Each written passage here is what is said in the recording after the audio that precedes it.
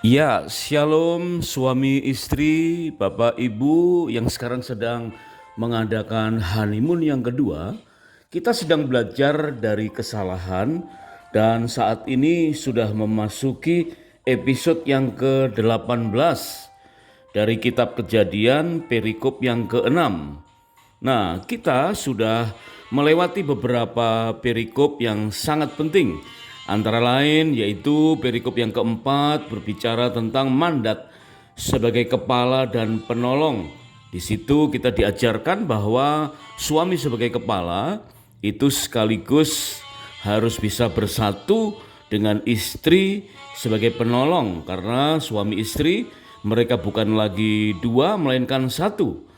Dan kemudian kita memasuki episode yang ke-17 dengan Kejadian perikop yang kelima yang belajar tentang permata yang dibangun ulang. Ya, bagaimana seorang suami bisa menghargai istrinya sebagai permata, permata yang cakap, permata yang begitu penting dan sangat berharga, dan itu asalnya adalah yang dibangun ulang dari keberadaan Adam dan terciptalah Hawa, sehingga suami dan istri bisa saling menghargai untuk mendapatkan keharmonisan, dan kesanalah ke tempat suami istri yang hidup bersama dengan rukun.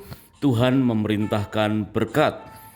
Suami istri, bapak ibu yang sedang mengadakan honeymoon yang kedua, kita akan lanjutkan belajar dari kesalahan, bahkan kesalahan-kesalahan sejak kita mungkin berkenalan, berpacaran, ya kemudian menikah. Awal-awal kita banyak sekali konflik. Kita belajar dari 5 kitab Musa dan kita sudah masuk ke perikop yang ke-6 dari kitab Kejadian dengan pokok pembahasan khusus, yaitu tentang gombal rumahan bukan murahan. Wow, apa ini? Ya, dikatakan bahwa betapa pentingnya kita harus mengadakan honeymoon, bahkan berkali-kali sebagai honeymoon yang kedua. Tentang honeymoon itu dicontohkan oleh Adam dan Hawa. Ya, ketika Tuhan memulihkan pernikahan mereka setelah jatuh dalam dosa. Kemudian ketetapan itu tertuang dalam kitab Ulangan pasal yang ke-24 ayat yang kelima. Firman Tuhan dalam Ulangan 24 ayat yang kelima berkata, apabila seorang laki-laki baru saja mengambil istri, janganlah ia maju berperang bersama tentara atau dibebankan suatu pekerjaan selama 1 tahun lamanya. Wow, luar biasa ini. Selama 1 tahun lamanya ia harus bebas demi rumah tangganya, ya, atau dia harus dibebaskan untuk rumah tangganya dan menyenangkan atau menyukakan hati perempuan yang telah diperistrinya. Dari ketentuan Tuhan dalam Ulangan 24 ayat yang kelima ini meneguhkan kembali bahwa betapa pentingnya masa-masa honeymoon itu. Dan kita perlu mengulangnya sebagai honeymoon yang kedua. Karena pada saat kita mengadakan honeymoon yang kedua, kita perlu merenungkan kehidupan pernikahan kita di masa-masa sebelumnya, yaitu bagaimana kita banyak melakukan kesalahan tanpa sengaja. Ya, mungkin pasangan kita melakukan kesalahan atau tanpa sengaja menyinggung kita atau saling menyinggung tanpa sengaja. Dan pada kesempatan honeymoon yang kedua, kita mulai merenungkan keadaan kita di masa-masa yang lalu sehingga kita bisa memperbaikinya untuk masa-masa yang akan datang. Dan tema khusus pada perikop yang ke-6 ini yaitu gombal rumahan bukan murahan. Kita belajar dari kehidupan Adam dan Hawa, yaitu yang tertuang di dalam Kejadian pasal yang kedua ayat yang ke-23. Inilah satu contoh bagaimana Adam dan Hawa memberikan teladan yang baik dalam berkata-kata, dalam berhubungan secara verbal, ya, antara suami dan istri. Di dalam Kejadian pasal yang kedua ayat 23 itu firman Tuhan berkata, lalu berkatalah manusia itu. Jadi ketika Hawa diciptakan atau dibangun ulang oleh Tuhan dan dipertemukan kepada Adam, maka Adam berkata-kata begitu melihat Hawa. Adam berkata, inilah dia, tulang dari tulangku dan daging dari dagingku. Ia akan dinamai perempuan sebab ia diambil dari laki-laki. Kalimat ini hanya sedikit kalimat atau sepintas, tetapi mengandung makna yang sungguh sangat dalam. Dikatakan ada pengakuan dari hati Adam terhadap keberadaan Hawa. Langsung spontan Adam mengucapkan kata-kata ini. Ya, Adam berkata, inilah dia, tulang dari tulangku dan daging dari dagingku. Wow, saya percaya Hawa begitu mendengar kata-kata Adam itu pasti akan tersipu malu. Lagi sedang kesulitan memikirkan respon apa yang akan Hawa tampilkan dalam kehidupan perjumpaan dengan Adam itu. Nah, ini menggambarkan bagaimana seorang laki-laki dan seorang perempuan, umumnya kita sudah lama mengenal ya, akan terampil menggubah atau mencipta lagu baru atau syair atau pantun baru ketika sedang jatuh cinta. Tidak tahu bagaimana ceritanya, kok sepertinya ya setiap laki-laki yang sedang jatuh cinta itu sangat terampil, mendadak terampil menggubah kata-kata pantun, kata-kata syair, kata-kata gombal ya dalam tanda petik ya, ngegombal, dan waduh luar biasa yang membuat akhirnya si kekasih atau gadis yang ditaksir ya mungkin tersipu malu seperti Hawa ketika mendengar Adam berkata kepadanya, inilah dia, tulang dari tulangku dan daging dari dagingku. Nah, itulah yang mengatakan bahwa Adam boleh kita bilang sebagai raja gombal pertama di dunia. Ya, jadi Adam itu bukan hanya manusia pertama. Ya, pernikahan Adam dan Hawa bukan sekedar pernikahan yang pertama yang Tuhan sendiri bangun atau ciptakan. Tetapi kita bisa belajar ternyata Adam juga adalah raja gombal pertama di dunia. Nah, mungkin sekarang ini akan ada banyak raja-raja gombal yang lain. Ya, kita bisa mengenal ada banyak acara-acara TV bagaimana seolah-olah berlomba untuk ngegombali pasangannya, dan itu banyak ditiru oleh anak-anak muda di zaman sekarang. Tetapi sayangnya ngegombal itu salah sasaran. Nah, nanti kita akan belajar bagaimana Adam merayu Hawa dengan kata-kata gombal yang ditujukan kepada kekasih satu-satunya. Coba bayangkan keadaan Adam dan Hawa pada waktu itu. Adam tidak melihat ada wanita lain di muka bumi, hanya Hawa seorang ya. Dan itulah yang perlu kita contoh.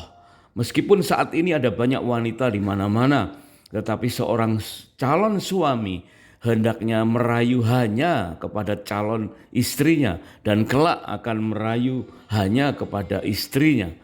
Hawa mendengar kata-kata gombal dan melihat betapa Adam dengan tulus mengucapkannya dan membuat mereka berdua semakin kasmaran ya, karena tahu-tahu mendadak terampil merangkai kata-kata sanjungan.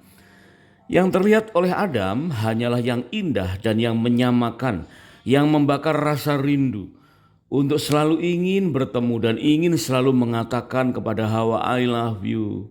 Ya, dan mungkin akan muncul kata-kata gombalan-gombalan berikutnya.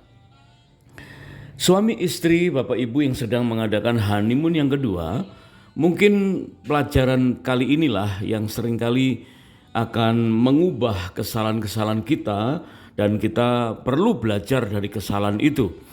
Seringkali kita mendengar atau mungkin kita melakukannya ya, gombal ngegombal itu bukan untuk pasangan yang sah, bukan ngegombal yang kita ucapkan orang yang kita cintai, yang kita ada di rumah.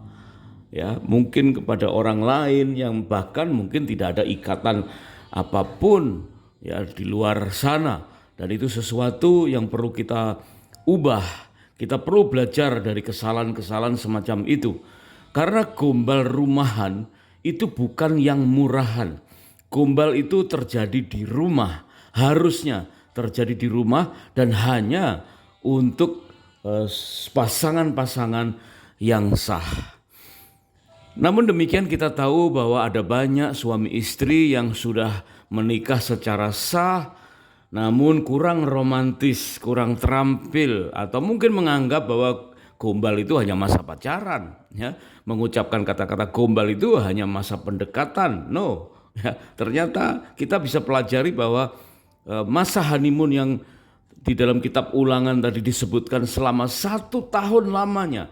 Artinya kita juga diberi keterampilan, ya, diberi waktu yang panjang untuk terampil merayu, ngegombal pasangan kita, karena tujuannya adalah membuat setiap pasangan itu saling berbahagia, ya, saling menikmati kebahagiaannya. Sehingga apa yang kita ucapkan betul-betul ditujukan untuk membahagiakan pasangan kita yang sah.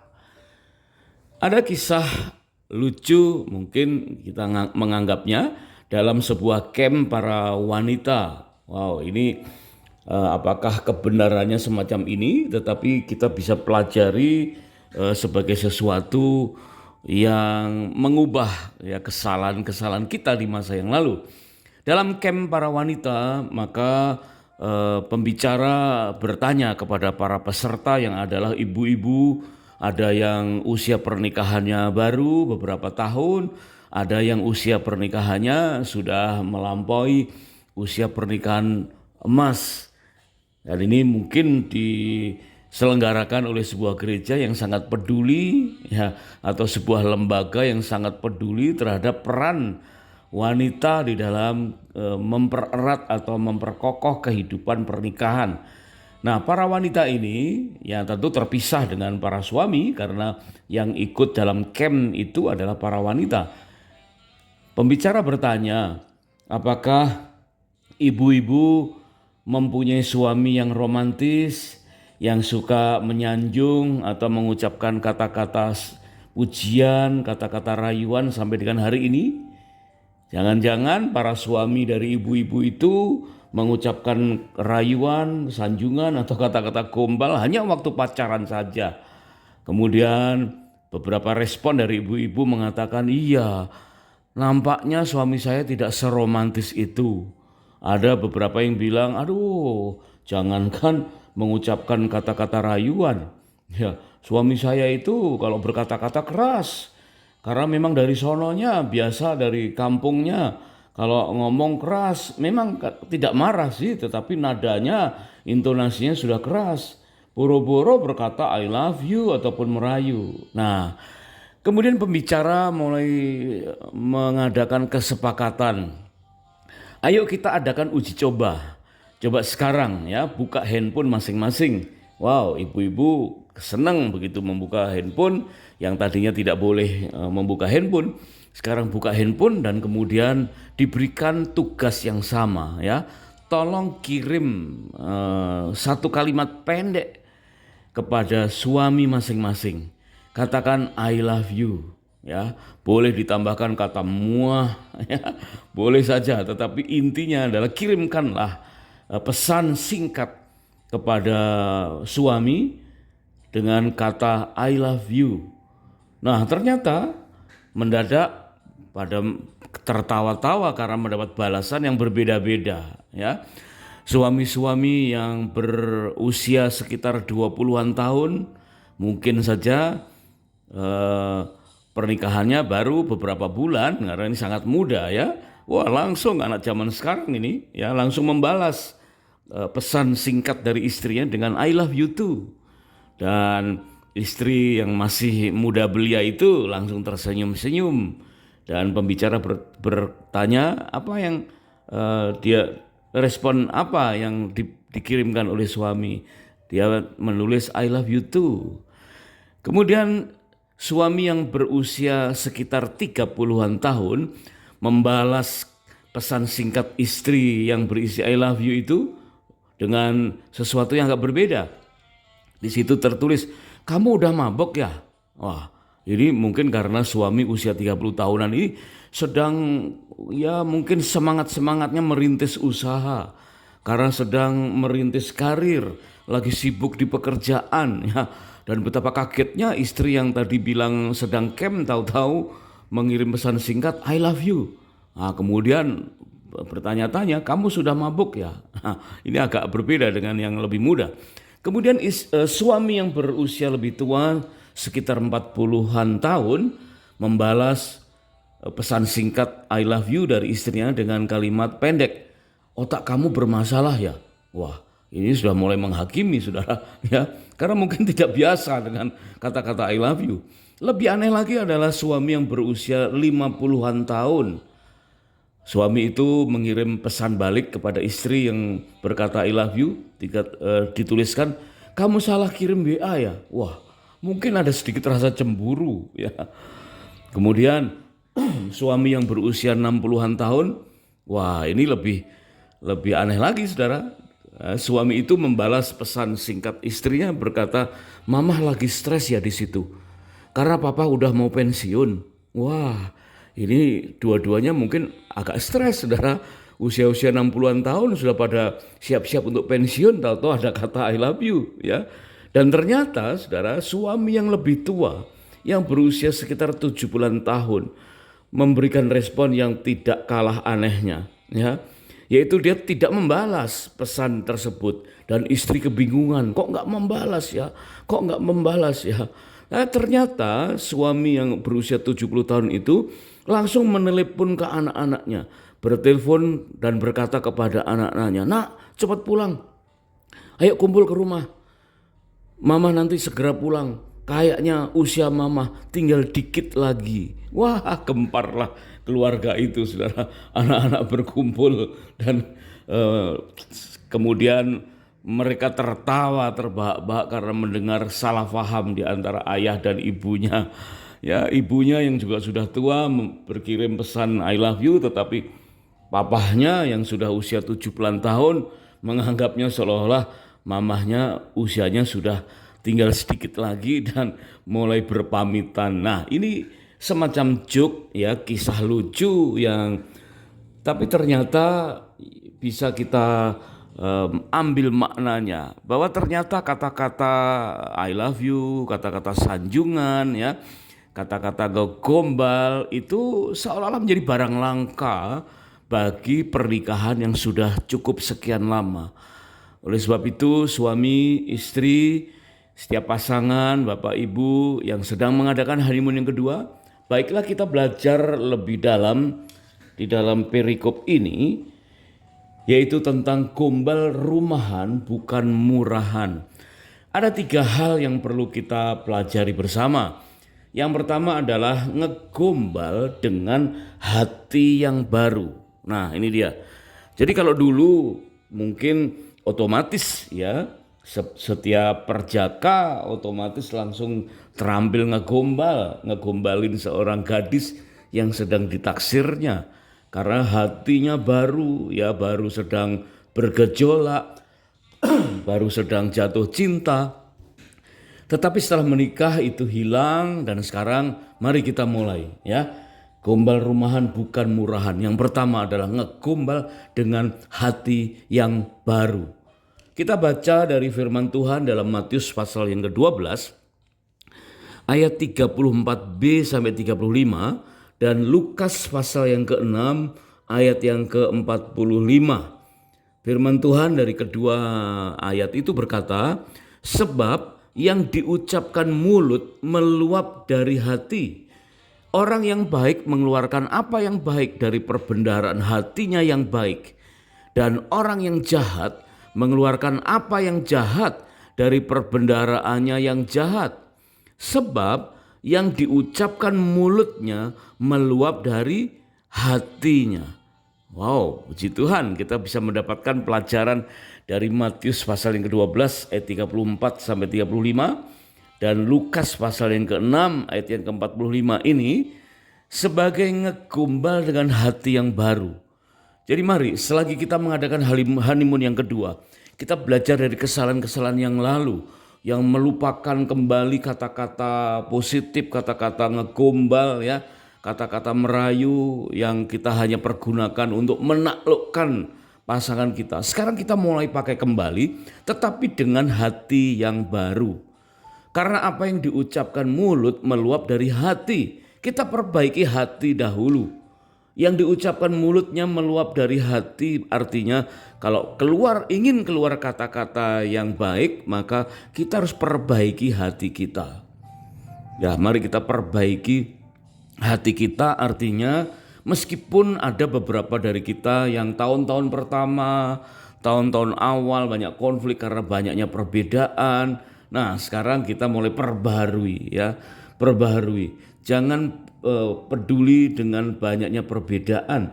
Toh masih banyak juga kesamaan-kesamaan. Tetapi itu pun kita bisa menyikapi bahwa perbedaan itu justru saling melengkapi. Ya, jadi meskipun banyak perbedaan, ya kita justru banyak hal yang bisa saling melengkapi.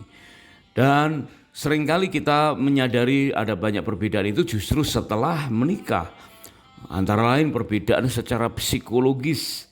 Wah, ini perbedaan yang seringkali kita terkaget-kaget ya. Waktu awal-awal menikah kita otomatis langsung mudah sekali disatukan dengan adanya perbedaan kesamaan ya. Kita mudah disatukan oleh kesamaan-kesamaan yang tak sengaja.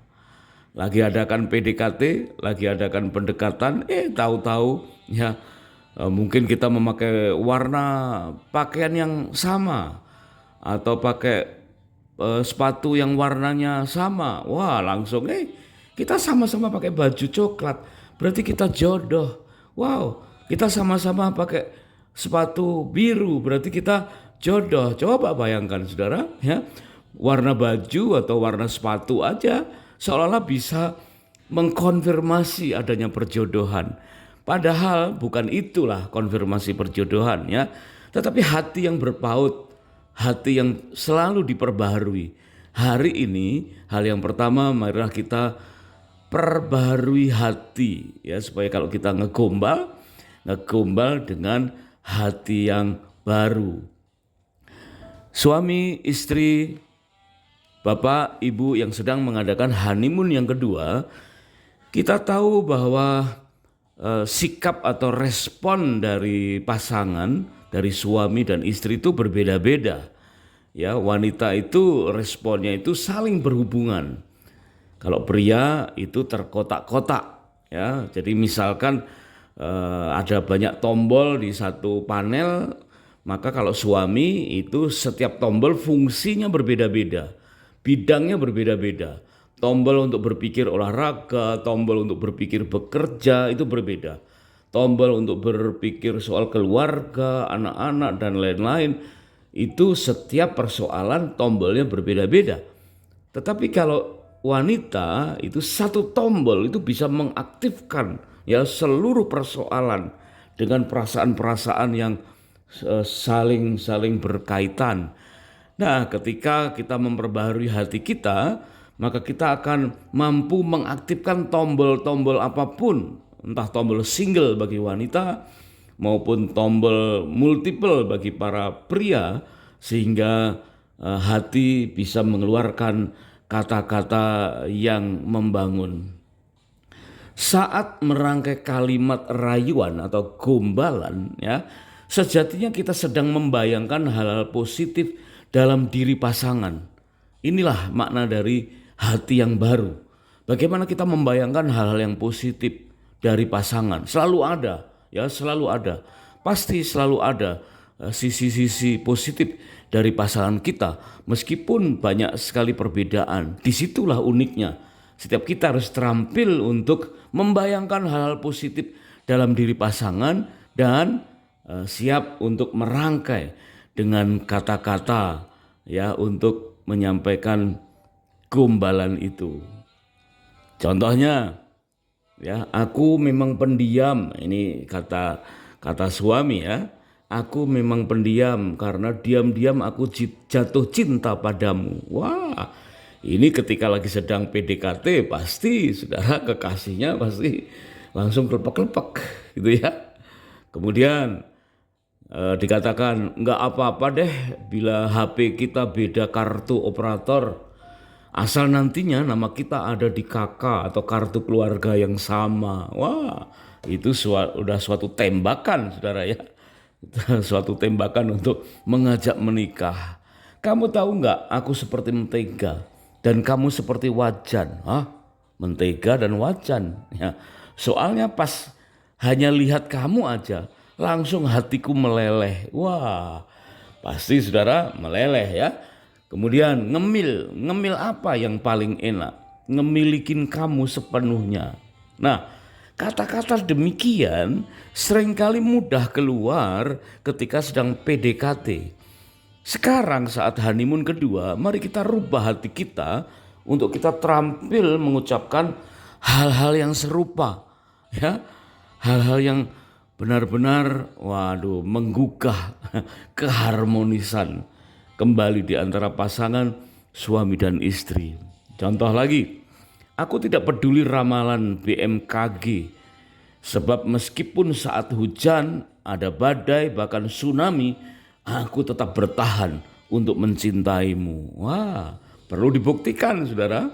Ya, justru saat honeymoon yang kedua ini, kata-kata itu akan sangat bermakna.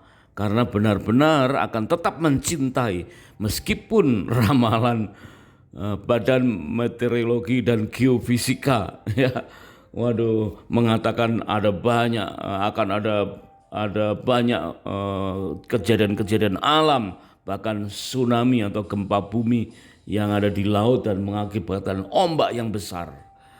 Kemudian kalau kamu adalah bumi, aku adalah atmosfernya. Wow, ini keren saudara ya.